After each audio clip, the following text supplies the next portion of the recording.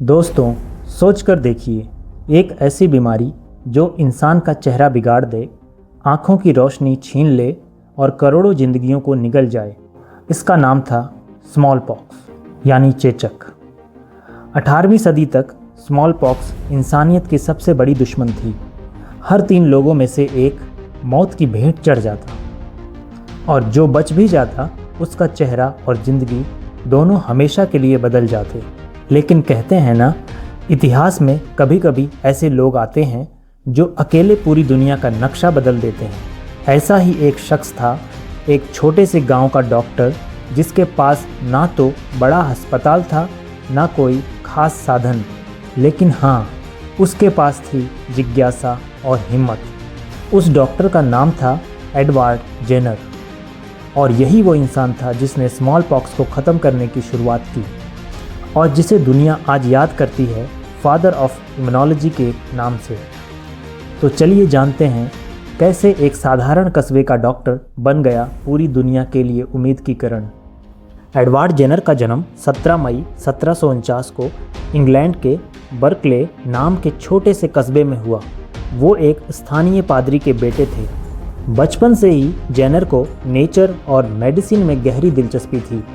14 साल की उम्र में ही उन्होंने इंग्लैंड के एक छोटे से कस्बे शिपिंग सॉल्टबरी में डॉक्टर बनने की ट्रेनिंग शुरू कर दी।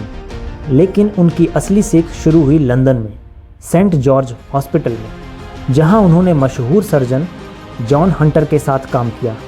हंटर अक्सर उन्हें कहते थे, डोंट थिंक ट्राई, यानी सोचो मत, प्रयोग करो। यही छोटा सा वाक्य जेनर की ज़िंदगी का सबसे बड़ा मंत्र बन गया और इसी ने उन्हें वो साहस दिया जिसकी वजह से आगे चलकर पूरी दुनिया बदल गई। दोस्तों, 18वीं सदी के आखिर तक स्मॉल पॉक्स इंसानियत के लिए मौत का दूसरा नाम बन चुका था। ये बीमारी सिर्फ शरीर पर फोड़े फुंसी ही नहीं करती थी, बल्कि चेहरा बिगाड़ देती थी, आँखों की रोशनी छीन लेती थी और लाखों लोगों की जान ले लेती थी। उस वक्त इसका कोई सुरक्षित इलाज मौजूद नहीं था। लोग बस एक तरीका अपनाते थे जिसे कहते थे वेरियोलेशन या इनोकुलेशन, मतलब स्मॉल पॉक्स के मरीज से थोड़ा सा मटेरियल लेकर स्वस्थ इंसान के शरीर में डालना, ताकि वो भी हल्का बीमार हो और आगे चलकर सुरक्षित हो जाए। लेकिन इसमें खतरा बहुत बड़ा था। कई बार ये प्रयोग बीमारी से बचने की बजाय सीधा मौत का कारण बन जाता था।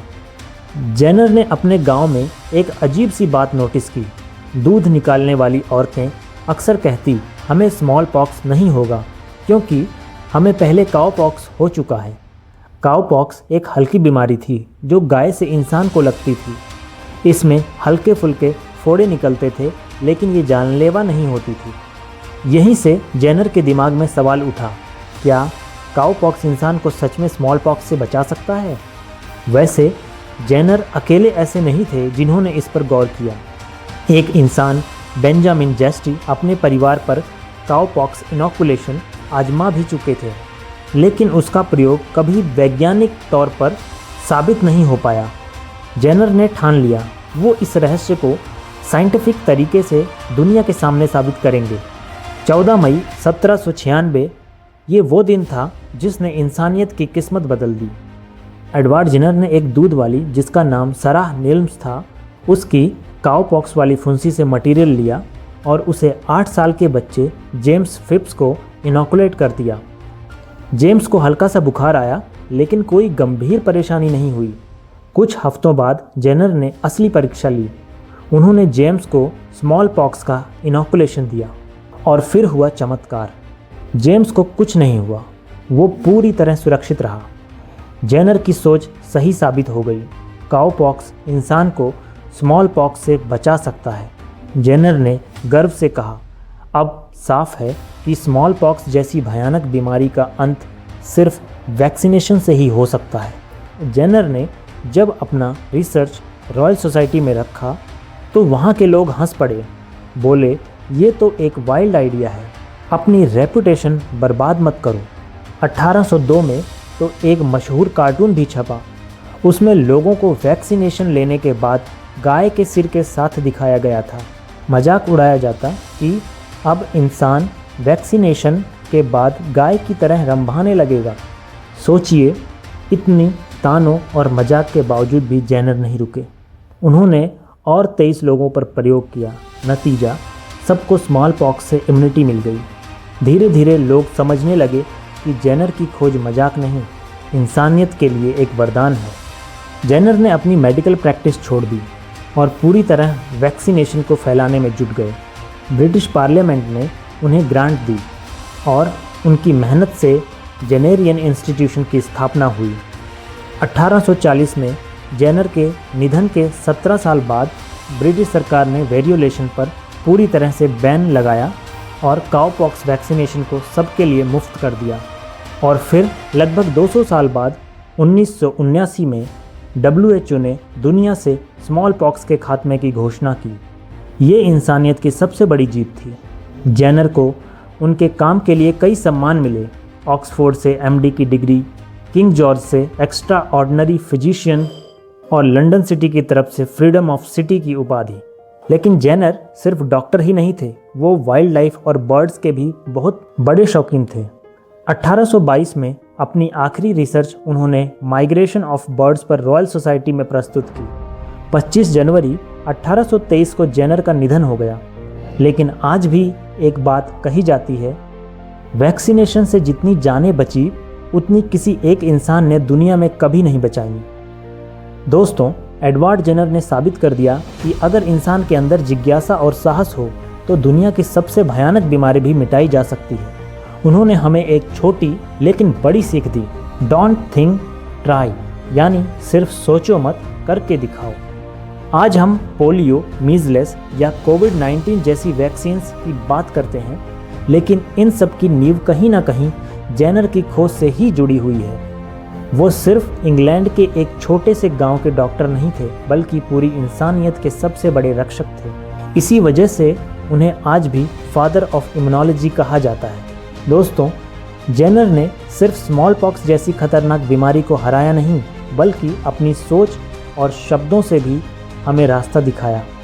उन्होंने कहा था कि मुझे आशा है कि एक दिन यह वैक्सीनेशन पूरी दुनिया में फैलेगा और जब वह दिन आएगा तब स्मॉल पॉक्स हमेशा के लिए ख़त्म हो जाएगा।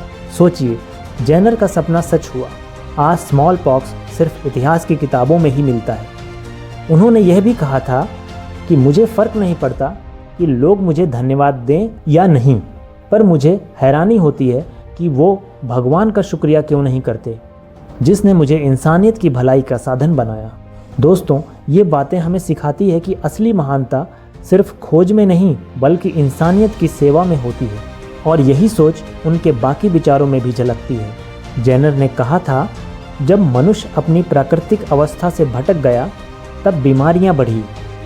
वैभव और विलासिता की चाह में उसने उन जानवरों से मेलजोल बढ़ाया जो उसके साथी बनने के लिए नहीं थे। इससे साफ है कि जेनर ने बीमारियों के वैज्ञानिक कारणों को भी गहराई से समझा था। उन्होंने अपने अनुभव को लिखते हुए कहा कि दुनिया से एक भयानक बीमारी मिटाने की संभावना ने मुझे इतना आनंद दिया कि मैं अक्सर ख्यालों में खो जाता था। सोचिए, इंसानियत की भलाई के लिए काम करने का यह जुनून कितना गहरा रहा होगा। उन्होंने विश्वास से कहा था, मैं इस खोज को और आगे बढ़ाऊंगा ताकि यह सचमुच मानवता के लिए लाभकारी साबित हो सके। और अंत में उनकी सीख हमें आज भी राह दिखाती है। भगवान के फैसलों को स्वीकार करना मन को हर तूफान में भी शांत कर देता है। दोस्तों, जेनर के ये शब्द और उनकी खोज हमें याद दिलाती है कि विज्ञान सिर्फ प्रयोगशाला तक सीमित नहीं है, बल्कि उसका असली उद्देश्य इंसानियत की सेवा है। अगर जेनर की ये कहानी आपको इंस्पायरिंग लगी हो तो वीडियो को लाइक, शेयर और कमेंट ज़रूर करें। और हाँ, चैनल को सब्सक्राइब करना मत भूलिएगा ताकि ऐसी ही प्रेरणादायक कहानियाँ आप तक लगातार पहुँचती रहें। धन्यवाद।